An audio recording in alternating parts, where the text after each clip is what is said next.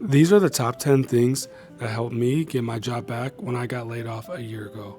So, number one, you have to know all or as many teams as possible and what they do. For example, I'm a campaign manager. That means I manage the advertising campaigns. There's a lot of roles that I'm qualified for, but I had no idea until I got laid off because that's when I had to do tons of research internally to see what was available. So I'm a campaign manager. There's also account managers. There's partner managers. There's strategic account managers. There's the vertical marketing team. There's so many teams that are relevant to what I do, but I was just unaware because I had very little interaction with them.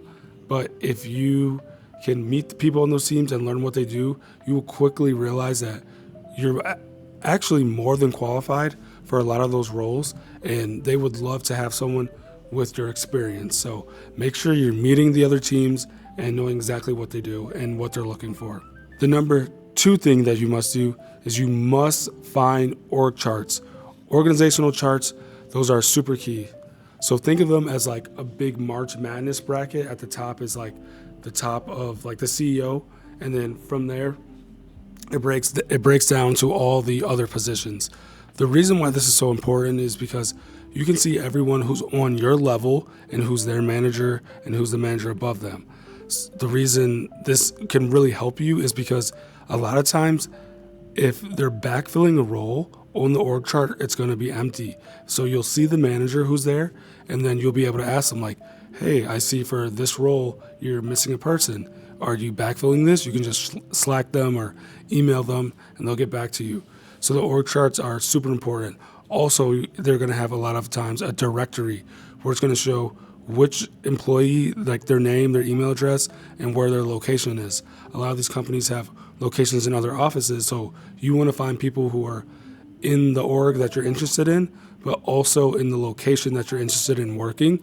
So you can reach out to them. Maybe you can get coffee with them at lunch. You can hang out with them at a later date. So org charts, definitely number two.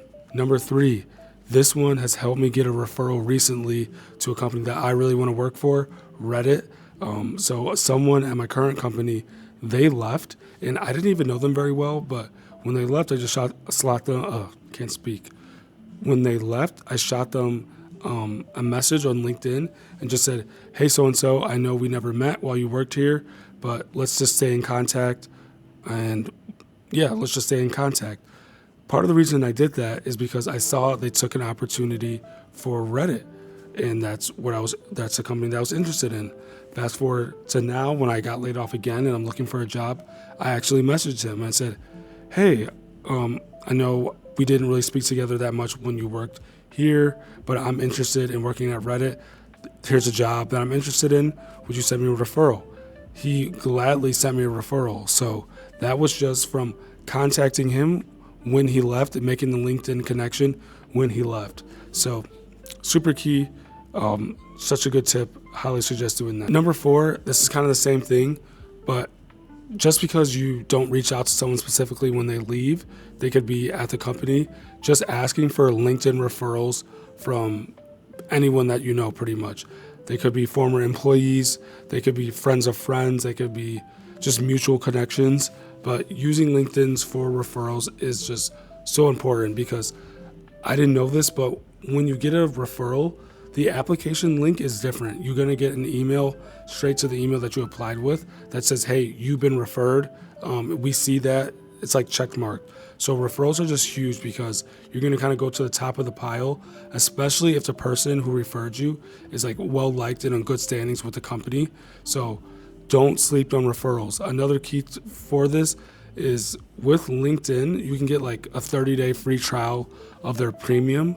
So you can like contact recruiters more easily. You can cancel it right away. But if you're really in a crunch, I would suggest doing it because it's going to help you with referrals, messaging, and getting in contact with recruiters. Next one.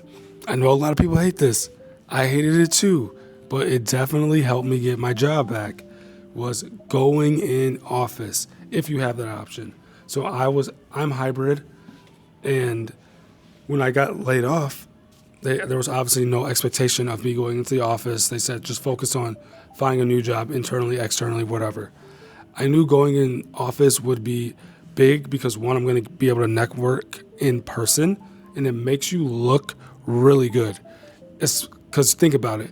If you don't work at the company and you're still showing up face to face whenever you can, a hiring manager, people are going to notice and you're just going to really stand out.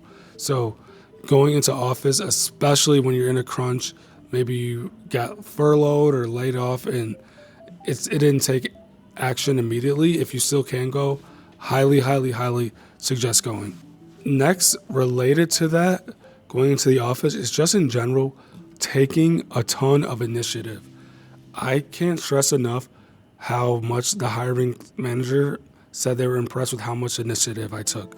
For example, as a campaign manager, I did all of the certifications that they do during onboarding before I applied. Like, they were shocked about that. So I was already like 2 to 3 weeks ahead, and I was just an applicant.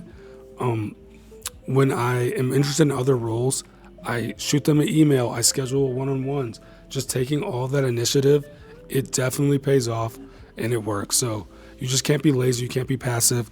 No one's gonna find the job for you, so just, take that extra initiative. 7, on the similar note, scheduling one-on-ones with people on the team. Scheduling one-on-ones is gonna be crucial because it's your chance. No one's going to say no to a one-on-one, and it's your chance to kind of have them get a feel for you, and you get to really learn about the role.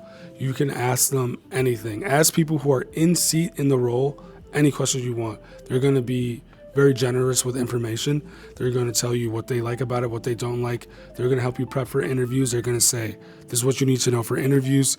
So those scheduling one-on-ones with the team, the people who are in seat, is just going to be crucial because they're just going to have a gold mine of information. Number 8, do not wait to apply. A lot of these corporate jobs, it takes forever for them to get back to you, forever for them to read your resume. So do not wait. Do not assume things take a week, 2 weeks. No, assume a month to 2 months. That's how long it can take. So it's just simple, but just be proactive and apply as soon as stuff drops. You really want to be ahead of the game and know when stuff is dropping in terms of jobs, but just apply as soon as you can. Do not wait. Number 9, you need to have very good documentation of your KPIs, those are your key performance indicators, and like how much money you drove, how many accounts you manage, any dollar amounts. You need to have a really good grasp on that, because when you apply, that's going to make you stand out.